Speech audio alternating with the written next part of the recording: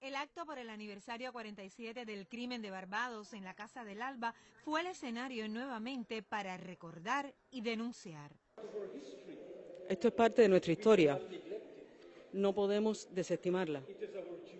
Es nuestro deber. Hemos estado aquí para conmemorar esa fecha, para recordar el compromiso también de que esta zona de América Latina y el Caribe se mantenga como zona de paz y para denunciar la historia del uso del terrorismo contra Cuba, que es actual, que lo hemos vivido en los últimos días, y para denunciar también un acto de hostilidad criminal contra nuestro país, que es el bloqueo económico, comercial y financiero contra nuestro país.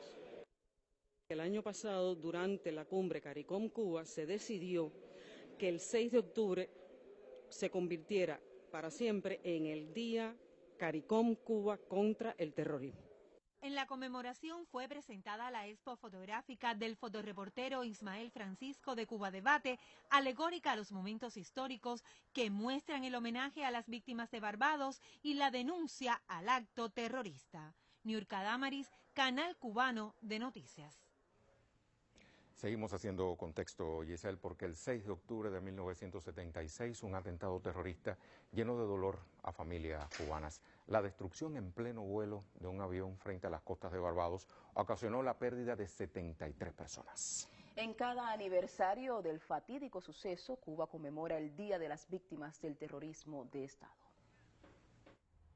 La propia documentación secreta norteamericana, que ha sido desclasificada en ese país, permite confirmar sin duda alguna la invariable intención de los estrategas políticos y militares yanquis. El 22 de junio de 1976, la CIA redactó un informe donde decía que iban a ser colocadas 2 bombas en un avión de Cubana Aviación que procedente de Panamá, que salía a las 11:15, que Orlando Bosch estaba involucrado, que iba a utilizar mercenarios. ¿Y qué sucedió el 6 de octubre?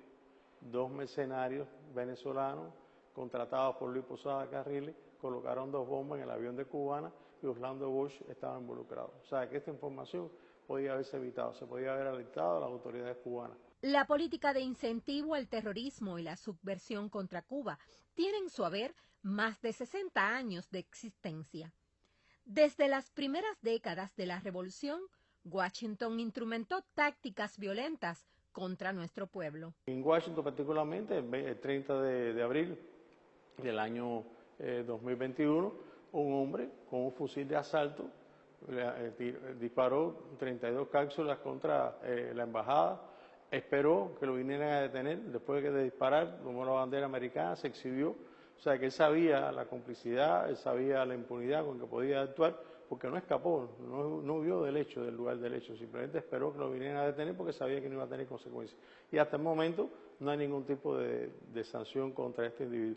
Y ahora, el 24 de septiembre, son lanzados también 2 cócteles molotov, impunidad, la embajada sin protección exterior, las autoridades que supuestamente deben estar atentas a lo que sucede, porque se han desarrollado manifestaciones contra la Embajada de Cuba en Washington. Sin embargo, este hombre fue capaz de lanzar los 2 cócteles molotov y hasta el momento no tenemos una información.